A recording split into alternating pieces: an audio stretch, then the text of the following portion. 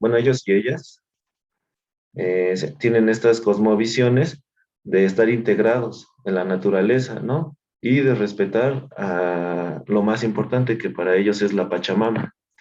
La Pachamama, pues es lo que en las comunidades originarias de México se conoce como Madre Tierra, y lo que nosotros reconocemos como la naturaleza, ¿no?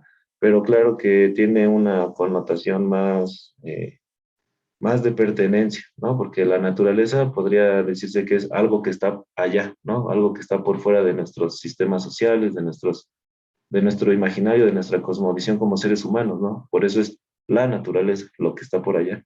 Pero para estas comunidades originarias es la madre tierra o la Pachamama, y al decir madre o situarse dentro de este sistema, pues lo que se provoca es justo eso, ¿no? Que, o bueno, más bien su cosmovisión es justo esa, ¿no? Que pertenecemos, ¿no? O que somos de la naturaleza o de la madre tierra, ¿no? Entonces eso es un cambio, ¿no? Pues ahora sí que en la perspectiva, en cómo nos situamos en el mundo. Pero bueno, el buen vivir, pues surge ya desde hace mucho tiempo, pero se le da fuerza a partir del año 2008 y 2009, en donde se menciona en en las constituciones nuevas de los países de Ecuador y de Bolivia. En esos dos países ya se le menciona a este sistema económico como el sistema que va a ser predominante en los países y que va a haber una transición hacia estas formas, ¿no? Eso se pone en el papel, ya iremos viendo que pues, en la práctica, o lo hemos estado viendo también con las lecturas que nos ha dejado la maestra de Ciencias Políticas, que pues no es del todo cierto, ¿no? Pero se reconoce al buen vivir como una propuesta que debe de ser seguida por esas naciones, y además se reconoce que son naciones plurinacionales, ¿no? O sea, que están constituidas de varios pueblos, ¿no? Y principalmente sobre los pueblos originarios, ¿no? Entonces, esta forma de pensar, esta filosofía, esta manera de llevar la vida, pues critica a varios aspectos de lo que nosotros reconocemos como la visión pues económica dominante o hegemónica, ¿no? Primeramente está la crítica hacia el concepto de progreso, que desde su perspectiva es una antesala al concepto de desarrollo y al concepto de crecimiento económico, ¿no?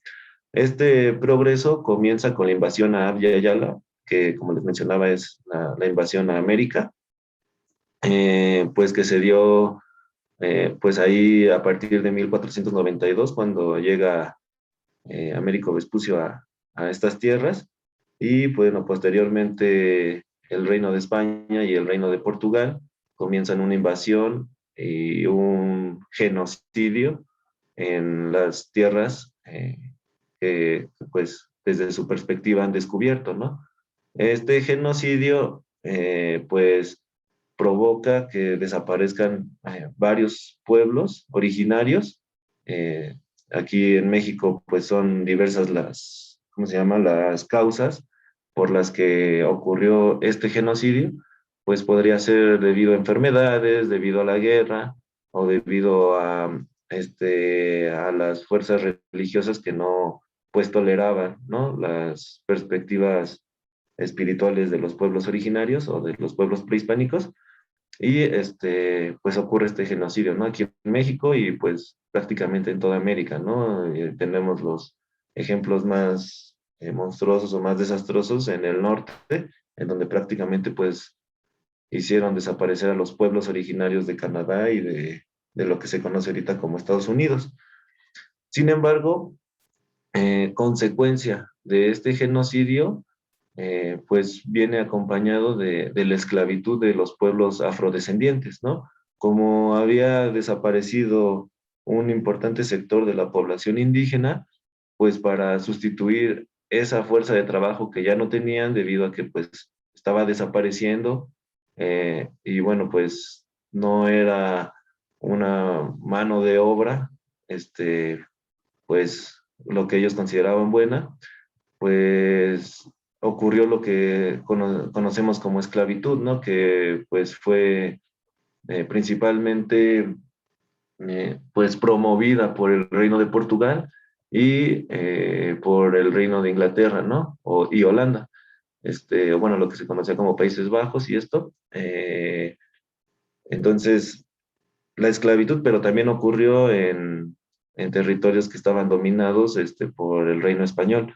Sin embargo, pues los principales beneficiados de este comercio de esclavos africanos, pues fueron el Reino de Portugal e Inglaterra, ¿no?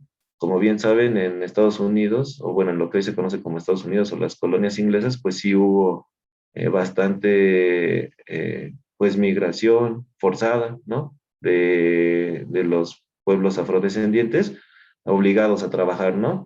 Principalmente en las plantaciones de algodón y lo que tiene que ver con el Reino de Portugal, pues se eran llevados a lo que se conoce ahora como Brasil y bueno, pues también eran obligados a trabajar la caña principalmente y bueno, los españoles también pues participaron en este comercio y Cuba es uno de los territorios que tuvo una mayor introducción de migrantes africanos y también trabajaban en los campos, pues, cañeros, ¿no?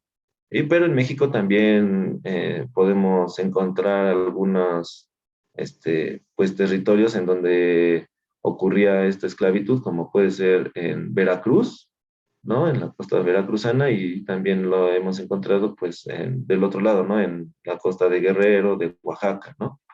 Estos pueblos afro, pues, eran seleccionados de alguna forma para estar realizando las actividades de trabajos forzados y bueno, pues no tenían derechos y eran esclavos, ¿no? Y eran vendidos como tales, como objetos. Entonces, a partir de estos procesos, en el imaginario del hombre blanco o europeo, pues está lo que podemos decir como hombre civilizado y hombre primitivo, ¿no? Y ese imaginario pues ha llegado hasta pues prácticamente los años 70, 80 del siglo pasado, ¿no? En donde todavía desde la antropología se pensaba, ¿no? Que los pueblos, que pues mantenían sus formas de vida, que no eran nada arraigados a la modernidad, pues eran pueblos primitivos, ¿no? Y era como si viéramos como si tuviéramos una ventana al pasado, ¿no? Ya posteriormente pues se sabe o se empiezan a ver diferentes perspectivas de que esto no es así, ¿no? Sino que pues más bien es un imaginario que nos fue impuesto mediante un proceso que se ha denominado como colonización, ¿no?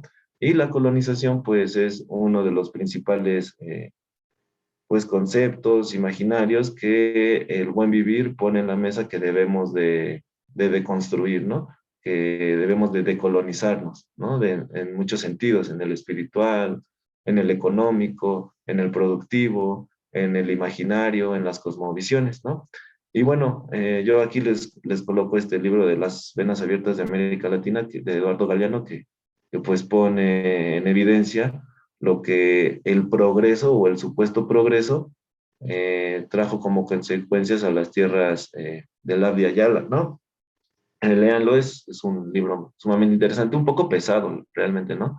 Pero de ahí podemos entender por qué somos, pues, países que se dedican al extractivismo, ¿no? Al extractivismo de los recursos naturales y cómo esto ha sido histórico a partir de la colonización de estos, pues, reinos europeos, ¿no? Entonces, pues eso, ¿no? El progreso como antecedente o antesala al desarrollo es uno de los conceptos que se critica y se propone la decolonización, cambiar, ¿no? La perspectiva de lo que ha sido impuesto, ¿no? Y no ha sido impuesto nada más desde el imaginario, sino ha sido impuesto a través de la violencia y otros procesos, ¿no? Y bueno, ay, no cambio, esperen, ahí está.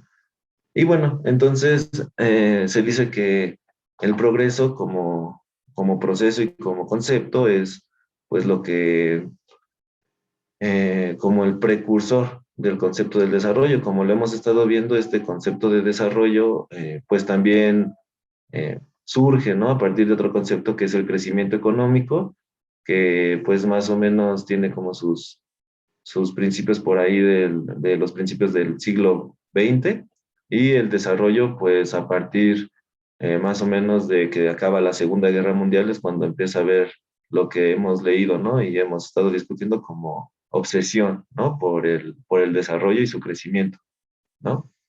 Entonces, pues se maneja que el desarrollo en los primeros 30 años en que fue concebido a partir de que acaba la Segunda Guerra Mundial, pues fue realmente un desarrollo basado en un crecimiento económico que se basaba en el incremento de la productividad real, ¿no? Y principalmente esto estaba dado a partir de un contexto de los estados de bienestar, ¿no? Ya fueran los capitalistas o los socialistas. Sin embargo, a partir de la crisis del petróleo, como ya lo hemos mencionado muchas veces, se da como terminado este periodo de estados de bienestar y pasamos a una etapa que reconocemos o que conocemos como neoliberalismo, ¿no? Que pues le restringe sus capacidades a los estados y pues aboga por la apertura de los mercados, ¿no?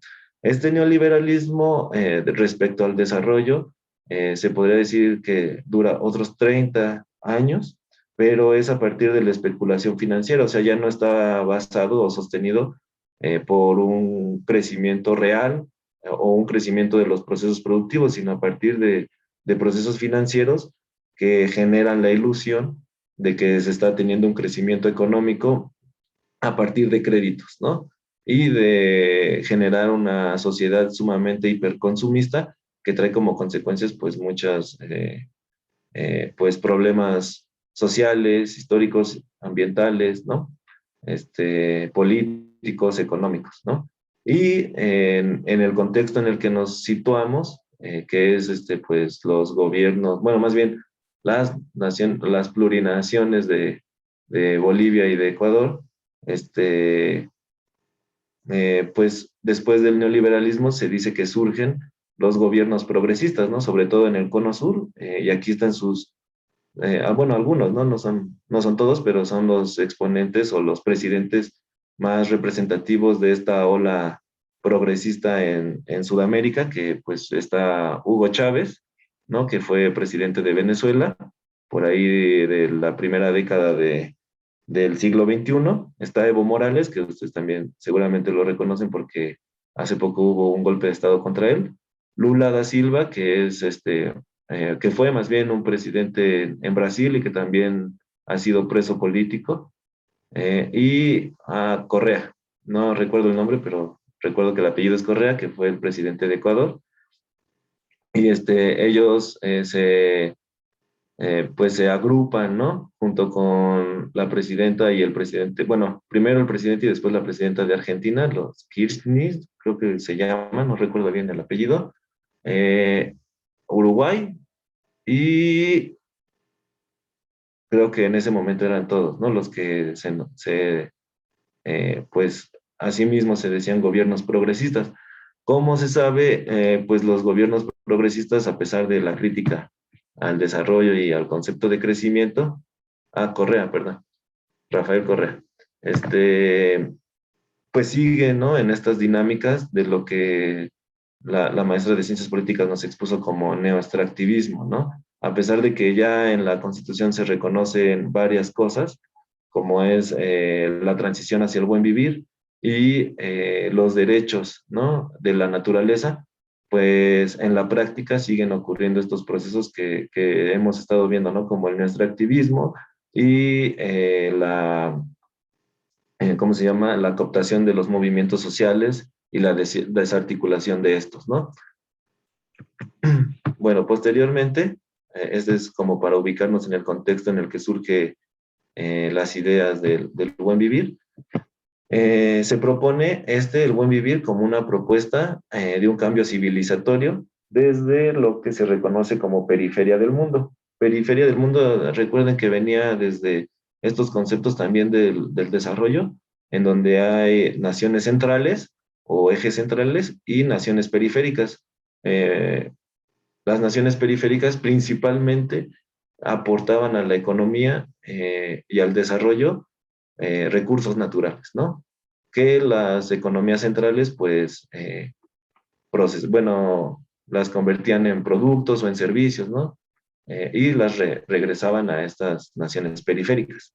Entonces, a eso se refiere, ¿no? A que es una propuesta que surge desde estos países periféricos, subdesarrollados, en vías de desarrollo y como tantas denominaciones hemos visto a lo largo del curso. Entonces, estas propuestas, principalmente de América Latina, son de origen indígena y se dice que escapan a los límites de las críticas gestadas desde el occidente, ¿no? Desde Europa principalmente y Estados Unidos. Y bueno, estas críticas y construcciones alternativas tienen varias fuentes o varios orígenes, ¿no? Principalmente están los pueblos originarios, ¿no? Con sus cosmovisiones y sus propuestas de relaciones sociales, de relaciones con la naturaleza, de formas de producir, ¿no? Basadas en conocimientos tradicionales o locales, o bueno, son sinónimos. Bueno, no precisamente son sinónimos, pero son dos formas de designar este tipo de conocimientos. Y también se dice que no solamente pues surge de comunidades originarias, ¿no? Sino que también de sectores populares como pueden ser los campesinos mestizos, como puede ser la clase trabajadora, en obreros, en estudiantes, en profesores, ¿no? Sectores populares que están construyendo también alternativas a dar solución a esta crisis civilizatoria, ¿no? Que ha sido pues provocada por el sistema capitalista y paralelamente retoma alternativas que surgen desde los movimientos ecologistas, ¿no? Entonces, su origen o su raíz se encuentra en los pueblos originarios y sectores populares, pero retoma aspectos de los movimientos ecologistas que paralelamente habían construido ya su camino en estos mismos territorios y en otros territorios, ¿no? Y bueno, principalmente se pone o se manifiesta que no se trata de una crítica a las formas del sistema, ¿no? A cómo es que se produce, a cómo es que se consume, sino se propone que se critique la base de los conceptos de este sistema económico.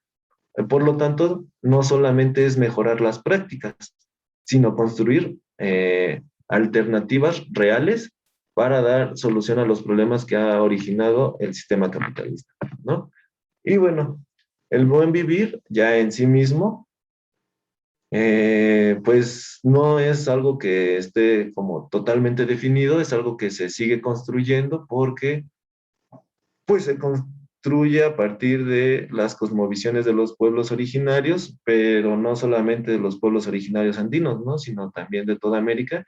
Y ahorita les pongo un ejemplo de aquí de México, que no lo mencionan como buen vivir, pero sí como el vivir bien, ¿no? O sea, van como tomando diferentes formas de nombrarlo, pero se podría decir que tienen, pues, en perspectivas similares, ¿no? Y sobre todo, pues que tienen este origen popular o de los pueblos originarios, ¿no? El buen vivir, más que una filosofía, más que un sistema político o un sistema económico, es un modo de vida de las comunidades indígenas, ¿no? Esto ya se reconoce que ha ocurrido en las comunidades indígenas desde antes, ¿no? De que ocurriera este proceso de invasión a Abya Yala. Es una forma en cómo las comunidades se han organizado y han llevado a cabo su vida y sus formas de producir en armonía con lo que se denomina como Pachamama o Madre Tierra, ¿no? No es una, como les mencionaba, no es una propuesta totalmente elaborada y esto es importante, ¿no? Que no pretende como lo es el sistema económico actual, sino que se construya desde las diferentes perspectivas y los diferentes territorios, eso sí, ¿no? Con algunos principios en común. También se ve como una oportunidad para construir colectivamente otras formas de vida, colectivamente en oposición a lo que nos han pues querido implementar o querido imponer respecto a nuestra forma de vida individualista y de alto consumo. Más bien se propone que sea desde la colectividad, ¿no? Y desde la solidaridad. También nos invitan a hacer reflexiones y análisis para romper de raíz radicalmente con varios conceptos como los que les he mencionado ahorita en esta exposición, ¿no? Que es el progreso, eh, el crecimiento económico basado en la producción y en los servicios y la idea de desarrollo, pero también va más allá. Proponen romper de raíz el patriarcado, descolonizarnos, despatriarcalizarnos, descolonizarnos, eh, y entre otros que ahorita no me vienen a la mente, pero esos me parece que eran los más importantes, ¿no? También se propone desde el buen vivir que estos saberes indígenas, que son la base de esta propuesta, no conciben, ¿no? El concepto de desarrollo lineal, ¿no? Este concepto que surgió de una, ¿cómo se puede decir? Como de una metáfora, ¿no? Que se hace a partir del desarrollo de los seres vivos, ¿no? Que es, ya saben, nacen, crecen, se reproducen y mueren. Sin embargo, pues aquí se ha olvidado el muere, ¿no? Solamente lo piensan como en crecer, en crecer, en crecer, en crecer, en crecer. Y no conciben el desarrollo como un proceso lineal, sino como un proceso en donde se beneficia desde la colectividad, ¿no? Y desde la armonía con la naturaleza. Y tampoco conciben el término de riqueza a partir de la acumulación de capital, ¿no? Para ellos la riqueza pues es fundamental a partir de las relaciones sociales que establecen con sus pueblos, entre sus pueblos, en sus comunidades y con la naturaleza, siempre en esta idea de respetar, ¿no? A la madre tierra. Eh, el buen vivir, esto es importante, que sigue siendo una categoría en permanente construcción y reproducción, a lo que es una respuesta a este ideal, ¿no? O imaginario más bien, de civilizado y primitivo, ¿no? Esto es lo que responde a este imaginario que había sido impuesto por la sociedad occidental. ¿Por qué?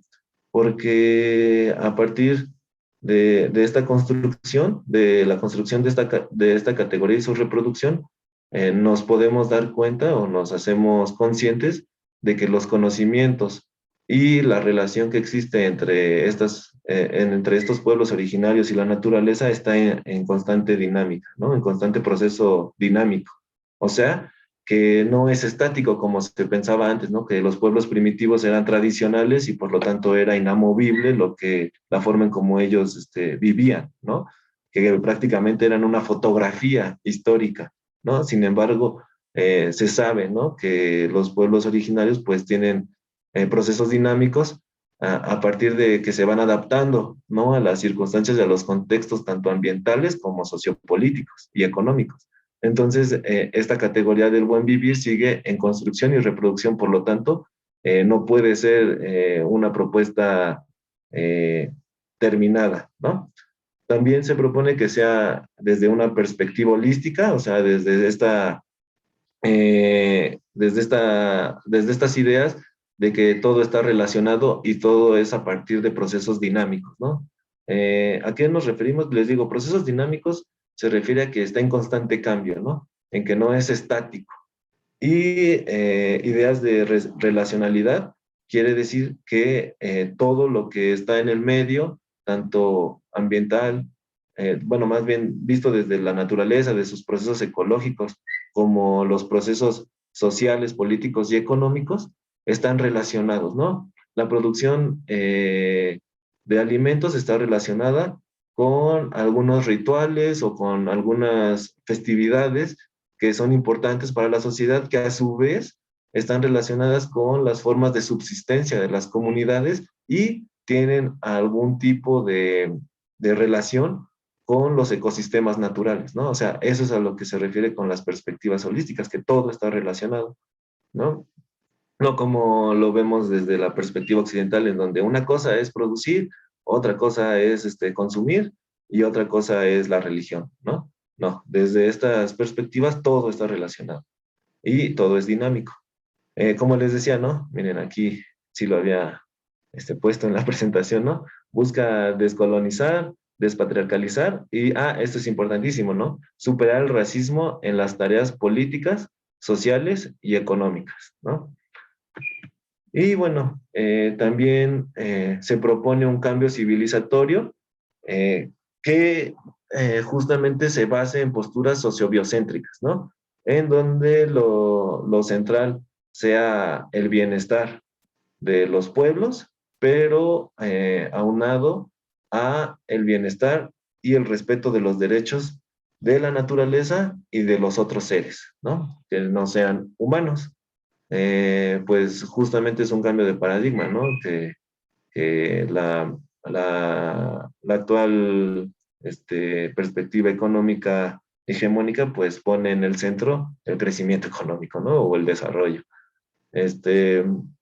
Está basada en conocimientos comunitarios, locales o tradicionales, como lo quieran nombrar, que pues son eh, igualmente importantes y parten desde otras epistemologías, pero no menos válidos que la ciencia eh, y las artes, pues, que están propuestas desde las tradiciones occidentales, se basan en experiencias, visiones y propuestas de los pueblos empeñados en vivir en armonía con la naturaleza, principalmente los pueblos originarios, porque pues así ha sido su cosmovisión desde tiempos ancestrales.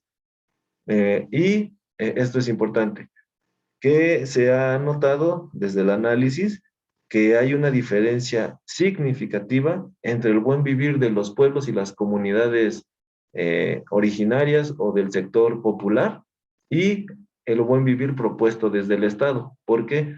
Porque el análisis arroja que el buen vivir propuesto desde el Estado en realidad no ha cambiado gran cosa, ¿no? Sí ha dado mayores subsidios a que se realicen proyectos, pues comunitarios o en las comunidades, pero en lo que tiene que ver con la macroeconomía y todos sus procesos, pues realmente no hay un cambio significativo, ¿no? Se sigue basando en la destrucción de la naturaleza y en la explotación de los pueblos.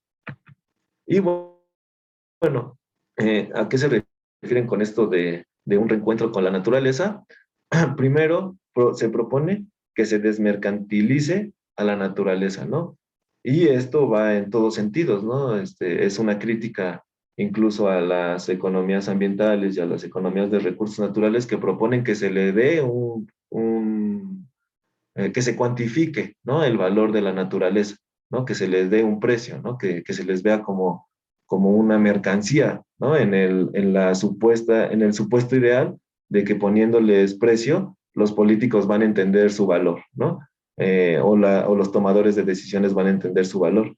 Sin embargo, pues esto los mercantiliza o mercantiliza a la naturaleza y pues la posibilita para entrar en mercados, ¿no? Como puede ser esto de los bonos de carbono, ¿no? El pago por servicios ambientales, ¿no? Que en realidad pues es entrar al mercado, ¿no? Al libre mercado. Y aparte pues es una estrategia pues ¿cómo se llama? De de desplazamiento de sus territorios, ¿no? Y de que ya no los pueden manejar y aprovechar. También proponen que se dote de derechos a la naturaleza, como ha sido en las constituciones de Bolivia y Ecuador, pero que no solamente se quede en ese ámbito, ¿no? De que, bueno, la naturaleza ya tiene derechos y es sujeto de derecho, que es algo sumamente importante, no se concibe así casi en ninguna nación, más que en estas dos, ¿no? Que al dotarlos de derechos, pues, bueno, más bien al dotar de derechos a la naturaleza ya no es tan fácil, pues, realizar, en teoría, una explotación de esta, pero no solamente que se quede en eso, ¿no? Sino que se restaure esta naturaleza a partir de los procesos que ha desatado el capitalismo, ¿no? O bueno, más bien de todas estas afectaciones que ha tenido el capitalismo por sus procesos productivos, que se restaure también, ¿no? Que se incluyan diferentes perspectivas acerca de la naturaleza para, pues, poder realizar estas restauraciones eh, y que se pongan a los recursos naturales como derechos humanos fundamentales, ¿no? Ya no solamente como el acceso a los recursos, sino que sean derechos fundamentales, ¿no? También que se coloque desde la perspectiva jurídica el derecho a la existencia de cualquier ser vivo, sea humano, no humano o los propios ecosistemas, porque recuerden que desde esta perspectiva, pues la Pachamama es en sí un sujeto, ¿no? Bueno, una sujeta, no es un objeto, ¿no? Y que todo esto se aborde desde una perspectiva relacional y el diálogo de saberes, ¿no? La perspectiva relacional ya se las expliqué, el diálogo de saberes es esta dinámica que se puede establecer desde las ciencias occidentales y los conocimientos locales, ¿no? Siempre en una posición horizontal, ¿no? En donde tanto los sabios tradicionales o locales pues tengan el mismo reconocimiento que los expertos científicos, ¿no? Y puede establecerse un diálogo entre colaboradores. Y bueno, de allí, bueno, aquí sería, acabaríamos con lo de, ¿cómo se llama? Con lo de la propuesta del buen vivir. ¿Tendrán alguna duda aquí? ¿O continuamos para ver si alcanzamos a ver todo lo de economía social y solidaria? Yo tengo una duda. Sí, Este, ¿Sabes de algún ejemplo específico? Es que no sé si lo dijiste y me distraje. En México, que usen los, ¿cómo se llama? los Los principios. puntos del buen vivir. Sí, si quieres, lo vemos. Encontré por aquí un videíto, para que lo vean. Es una combinación, el buen vivir, su propuesta económica está basada en las economías sociales y en las economías solidarias. Entonces, en este videíto que les quiero pasar, vamos a encontrar un ejemplo mexicano que ya les he mencionado muchas veces, que es la Tosepan-Titotanisque. Sí es un ejemplo que ocurre aquí en México, pero también aquí se va a abordar la perspectiva de las economías sociales y solidarias, pero lo importante es que encontré este video en donde la presidenta en 2015 de esta Unión de Cooperativas menciona justamente que este concepto de vivir bien, ¿no? Ellos, las comunidades o los socios, ¿no? De la cooperativa de la Tosepan, principalmente son nahuas, y lo mencionan de esta forma, el vivir bien.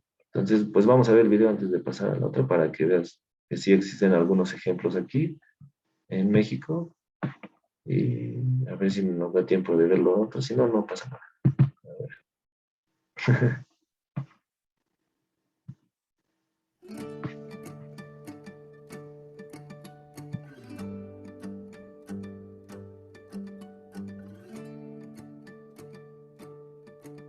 Tosepan Titatanis, que es Unidos Venceremos en Náhuatl, y es una cooperativa formada desde el 77.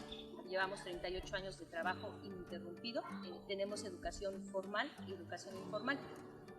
Nuestro centro de formación, como dice su nombre, es donde nosotros creemos que nuestras diferentes cooperativas puedan tener un espacio para coordinarnos, para aprender sobre nuestro trabajo, dependiendo de la misión y visión de cada cooperativa y asociación civil. Tenemos 8 cooperativas y 2 asociaciones civiles.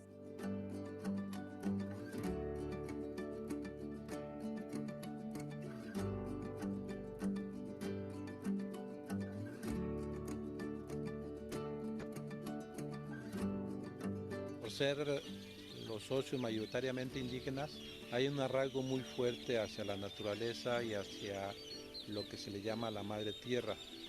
De tal manera que la preocupación de todos los socios, sobre todo de los campesinos, es de cómo aprovechar los recursos naturales que se tienen, pero sin dañar el medio ambiente y más bien buscando que se conserven en iguales o mejores condiciones para poderlos heredar así a los hijos o a los nietos. Para eso nace la organización, para que los pequeños productores, los campesinos, indígenas, que vivían en una situación muy difícil, pudieran resolver sus problemas y sus necesidades en forma organizada. Tenemos que lograr mejorar las condiciones de vida de quienes estamos de manera organizada, siempre encaminados a una buena vida. Desde que nació, se creyó conveniente organizar pueblo por pueblo, de tal manera que ahorita son 410 pueblos donde viven los socios de la cooperativa. Recordemos que el centro de nuestro modelo es la vida, y el centro de la vida es nosotros los seres humanos que intentamos caminar en colectivo. Lo que se promueve es que busque el apoyo de familiares, amigos, vecinos, a través de lo que le llamamos mano vuelta, que es otra forma de hacer trabajo comunitario. La faena se hace para trabajos comunitarios en beneficio del pueblo. La mano vuelta es un trabajo que se aporta por vecinos, amigos, en beneficio de una familia, pero con el compromiso de esta familia de que cuando requieran también de su trabajo, él va a hacer lo mismo con la familia que le dio el apoyo. Y así es como las comunidades ya empezaron a poder tener caminos, poder tener escuelas, poder tener algunas clínicas, introducción de energía eléctrica y de agua potable con trabajo comunitario. Nosotros tenemos un proyecto que nos ha demostrado en 38 años que es un proyecto de vida buena y que los hemos podido hacer con diferentes generaciones. Lo que creemos nosotros y queremos seguir haciendo es seguir viviendo con esas propuestas, seguir encaminándonos a nuestras propuestas. Lo complicado en estos tiempos es que tenemos amenazas muy fuertes, que serían como la parte de las amenazas externas, porque todo este territorio, la parte de la Sierra Nororiental, está concesionada a grandes empresas que hacen extractivismo, ¿no? Como el caso de una mina que quieren colocar, se lleva 1.527 hectáreas de nuestro espacio, de nuestro territorio. Para nosotros, quienes vivimos aquí en el pueblo, es importante porque nos da el agua de las diferentes comunidades. Es la parte rica de la reserva del agua, ¿no? El gran desafío es eso, ¿no? Cómo seguir con nuestro proyecto de vida buena cuando estamos siendo amenazados en nuestro espacio, en nuestro territorio.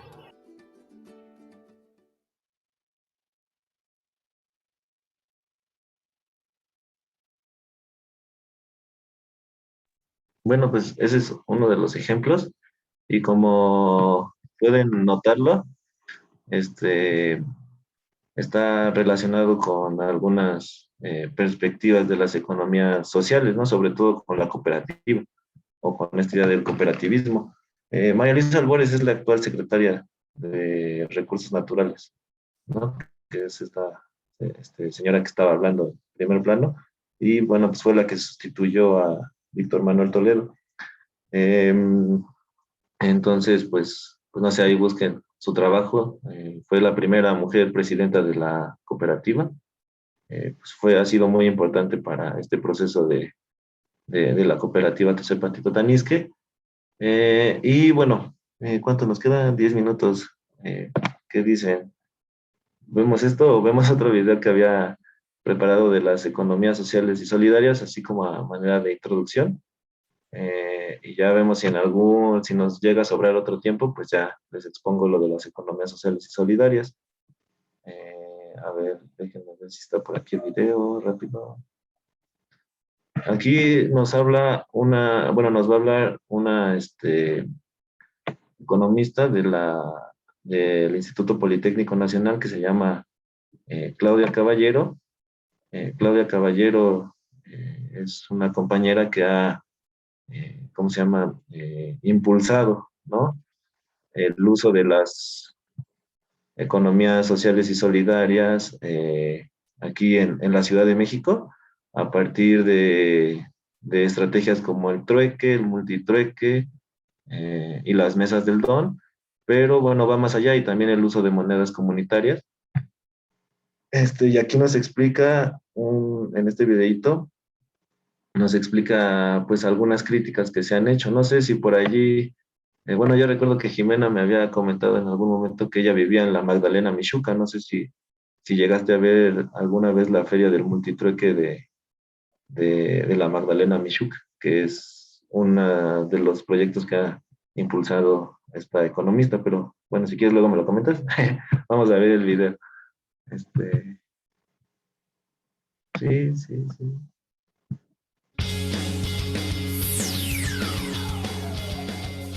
Un concepto muy importante dentro de la economía alternativa es el del prosumidor.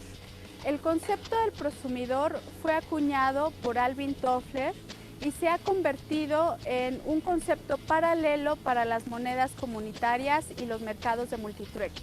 Por ejemplo, en los clubes de trueque en Argentina comenzaron a utilizarlo y aquí en México lo hemos retomado desde hace unos 10 años, dándole un énfasis no solo en su sentido práctico, sino también en el sentido existencial que posibilita. El concepto de prosumidor une el rol del productor con el del consumidor, contradiciendo esta nefasta separación que ha hecho el sistema convencional, convirtiéndonos en ofertadores de nuestra fuerza de trabajo para ganar dinero y volvernos consumistas de grandes tiendas comerciales donde encontramos productos de los cuales no sabemos su procedencia. El prosumidor une nuevamente al productor con el consumidor, volviendo a la integralidad del ser humano, dotándolo nuevamente de su dignidad. Pero lo más importante del concepto de prosumidor es que cambia la lógica del mercado. Un productor convencional que va al mercado capitalista busca obtener ganancias de sus producciones. En cambio, el prosumidor, su objetivo fundamental es satisfacer las necesidades de un grupo o de una red. El prosumidor, a su vez, es un consumidor de los otros. Esta es la parte fundamental porque se convierte en un consumidor responsable, en un consumidor que prefiere consumir localmente y que aprecia las producciones de las personas que están cerca de él y así va sustituyendo los productos y los servicios que encuentra dentro del mercado capitalista. El concepto de prosumidor es sumamente económico, pero no solamente. El prosumidor es un sujeto político porque se asume perteneciente a una comunidad y construyendo esta interdependencia que podría lograr autonomizarlo del sistema capitalista. El prosumidor incorpora valores existenciales diferentes a los del sistema capitalista para transformar la sociedad. Por ejemplo, lo que produce tiene que tener el compromiso de ser sano, de enriquecer y alimentar concretamente, pero también metafóricamente, a las demás personas, de hacerlo con sumo cuidado y responsabilidad. Los prosumidores urbanos tenemos el gran reto de transformar nuestra vida cotidiana en una ciudad donde se ha concentrado el capital, llena de grandes transnacionales, de tiendas comerciales y de grandes inmobiliarias. Los prosumidores urbanos tenemos que retomar nuestras capacidades productivas olvidadas, retomar esos saberes tradicionales, estéticos, éticos y de producción. Los productores urbanos tenemos el gran desafío de recontactar con la naturaleza, de volver a equilibrarnos con el planeta, de establecer vínculos con los campesinos rurales tan importantes para nuestra subsistencia y de generar mejores formas de reciprocidad que vayan más allá del dinero convencional. Los productores urbanos tenemos la posibilidad de transformar los mercados capitalistas en comunidades de interdependencia y así contribuir juntos, co-creando la esperanza que esta humanidad necesita de que sí es posible una vida digna para todos los seres del planeta.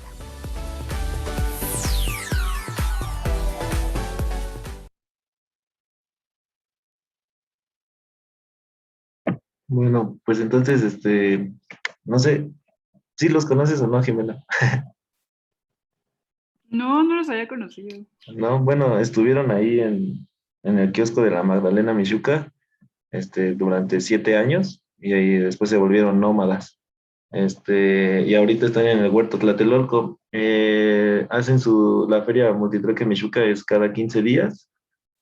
Y bueno, hace poco con un grupo en el que participo, hicimos una visita al Multitrueque Mixhuca y está interesante. Igual, si se puede en algún momento, ya que a ver qué nos dice la universidad para el próximo año, o si no, de manera independiente, si alguien está interesado, pues podemos ir a hacer una visita porque es súper interesante. A las personas que van por primera vez les dan toda una charla como de 1 hora y media de cómo es esta idea del multitrueque, diferentes estrategias, trueque, multitrueque y economía del don, ¿no? Que podemos hablar en otra clase, si nos da tiempo. Pero no solamente eso, sino también instruyen un poco acerca de cómo es el uso de las monedas comunitarias y por qué se da, ¿no? Esta perspectiva o esta propuesta de utilizar moneda comunitaria, pues haciéndole frente al uso de la moneda convencional que pues es capitalista y el principal fin es la acumulación, ¿no? Desde esta perspectiva de las economías solidarias, pues el fin no es la acumulación, sino el fin es el bienestar, ¿no? El bienestar de las personas y de la comunidad. No sé si tengan alguna duda, alguna pregunta, algún comentario en lo que se conecta la compañera Carla. ¿Están en el kiosco cada 15 días? No, ya no, estuvieron durante 7 años. Ahora están en el Huerto Tlatelolco, no sé si lo conozcan. Sí, sí, pero chale, teniéndolo tan cerca. Lit está así como a 3 cuadras de mi casa. Sí, sí, igual sí, si quieren, pues un descansito, como propone Eli, y en lo que llega Carla.